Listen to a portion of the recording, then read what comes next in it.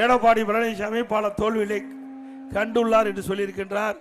திரு ஸ்டாலின் அவர்களே, நீங்க மறந்துருப்பீங்க, மமதையில் இருக்கிறீங்க, அதனால இப்படிப்பட்ட திமுறான பேச்சை பேசிட்டு இருக்கிறீங்க.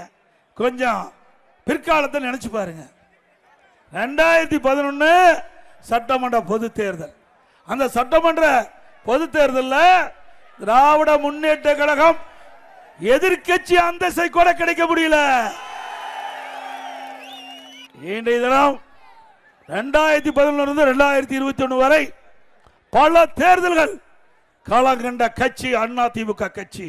2011 அதிமுக ஆட்சி, 2016 அதிமுக ஆட்சி, ஆண்ட கட்சி மீண்டும் ஆட்சிக்கு வந்த சரித்திரத்தை படைத்தார் இதை புரட்சி தலைவி அம்மா அவர்கள்.